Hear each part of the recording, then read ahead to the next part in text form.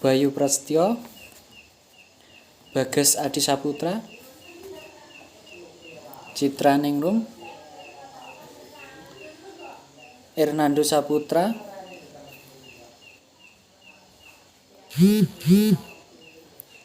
Fitriani. Baik, terima kasih untuk adik-adik semuanya. Selanjutnya di sini, baik, langsung saja. Di sini kakak akan memberikan sebuah pengantar mengenai materi yang akan kita bahas. Pertama, kakak mau memberikan sebuah pertanyaan yang nanti jawaban dari kalian bisa ditulis di dalam kolom komentar ya. Pertanyaannya sebagai pengantar saja, apa sih yang dimaksud dengan mobilitas sosial? Nah, untuk jawabannya silahkan ditulis di kolom komentar. Terima kasih banyak atas jawabannya. Dan di sini jawaban dari adik-adik semuanya pada dasarnya itu benar.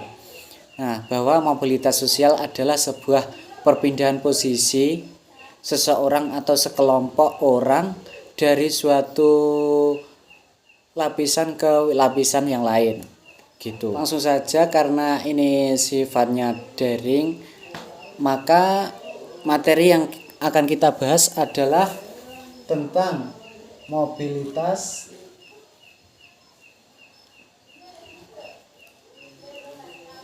sosial.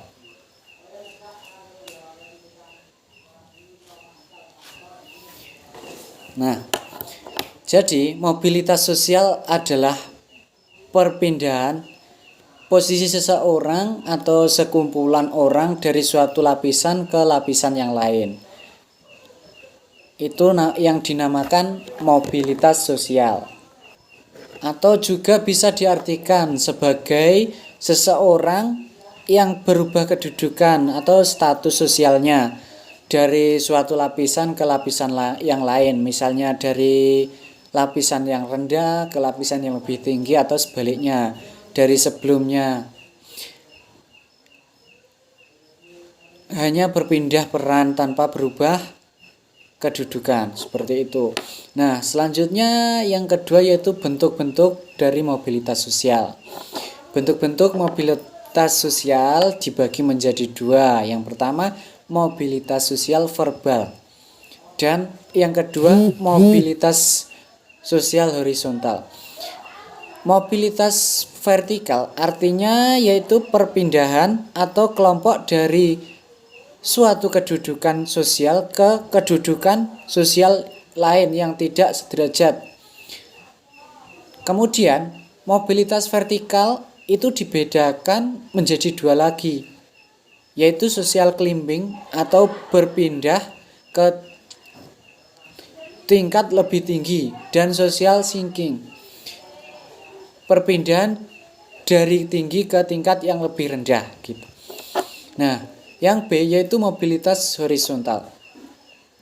Mobilitas horizontal adalah perpindahan status sosial seseorang atau sekelompok orang dalam lapisan sosial yang sama, tidak terjadi perubahan derajat kedudukan seseorang. Artinya tidak merubah derajatnya dari seseorang. Untuk yang selanjutnya yaitu tentang faktor-faktor pendorong dan penghambat dari mobilitas sosial itu sendiri. Yang pertama, faktor pendorongnya. Faktor pendorongnya adalah struktural. Jadi bahwa struktur masyarakat Indonesia itu kan sangat terbuka sekali ya. Nah, orang miskin dapat mengalami mobilitas sosial setinggi-tingginya. Orang miskin bisa jadi presiden tanpa memandang. Orang miskin bisa dapat jadi polisi, jadi bupati, dan lain-lain.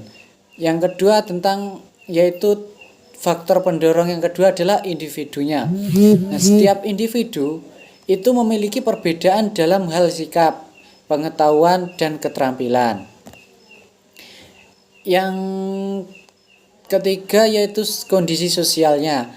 Nah, saat manusia itu dilahirkan, tidak ada satu manusia pun dapat memilih status.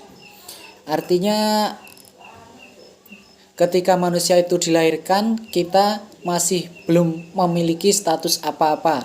Nah, apabila tidak puas dengan kedudukan yang diwariskan oleh orang tuanya, ia dapat mencari kedudukannya sendiri di lapisan sosial yang lebih tinggi. Yang keempat yaitu keadaan ekonomi. Nah, keadaan ekonomi yang baik memudahkan individu dan kelompok melakukan sebuah mobilitas atau memudahkan seseorang atau kelompok melakukan mobilitas sosial atau perpindahan. Yang kelima yaitu faktor politik.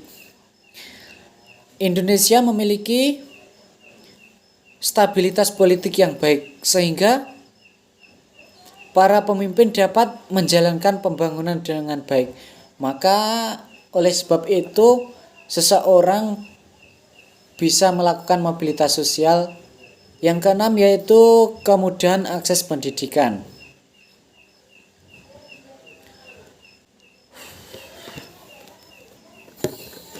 Nah, yang selanjutnya adalah faktor-faktor penghambat dari mobilitas sosial. Faktor penghambatnya adalah tentang kemiskinan, diskriminasi. Kemiskinan, salah satu penyebab kemiskinan adalah pendidikan yang rendah.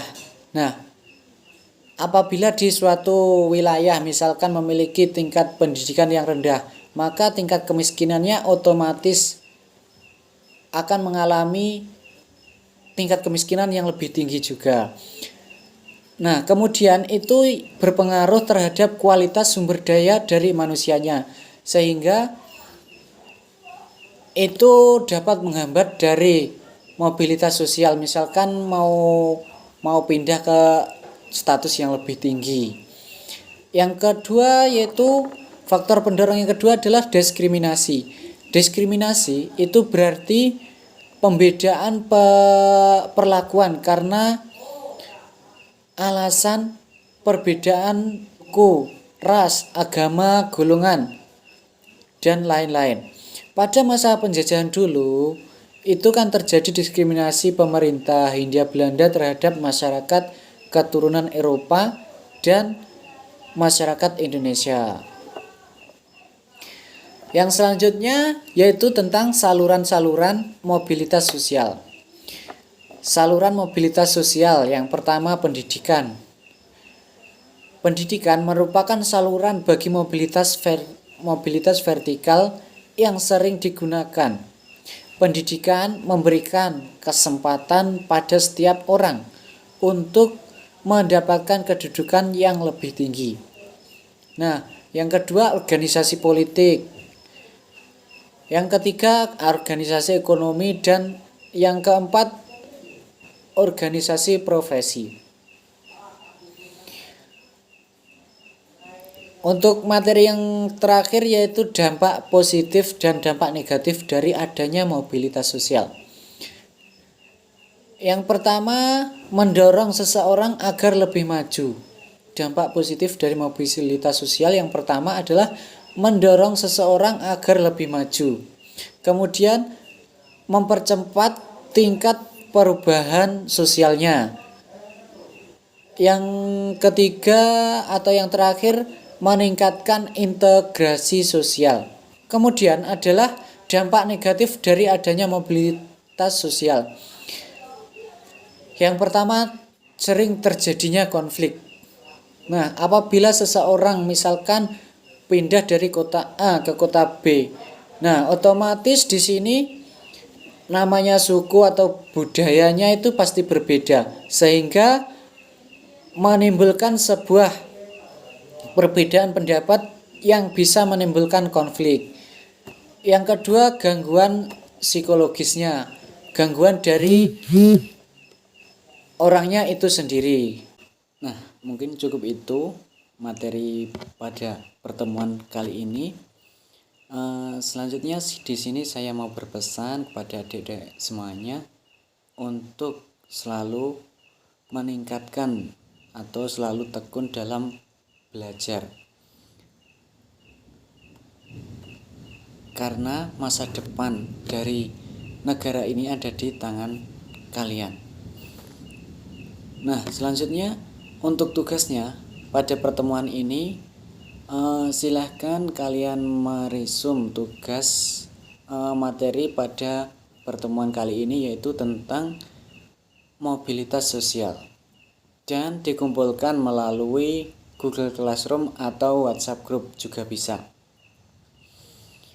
Mungkin cukup itu dari saya. Apabila dalam penyampaian materi mulai dari awal sampai akhir ada kesalahan, mohon maaf. Sebelum kita menutup proses pembelajaran pada hari ini, marilah kita berdoa terlebih dahulu. Berdoa, mulai. Subhanallah wa bihamdihi asyhadu an la ilaha illa anta astaghfiruka wa atubu ilaik. Berdoa selesai.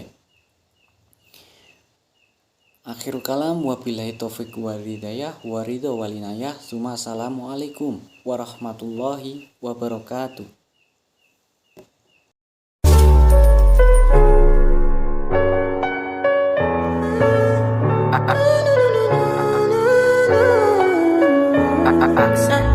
My baby, my Valentine, yo. Can I you they making my temperature the rise? If you leave me, I could die. I swear. DJ, you are like the yo, oxygen I need to survive. I'll be honest. Your love ain't it totally me. I am so obsessed. I want to chop your kwabi.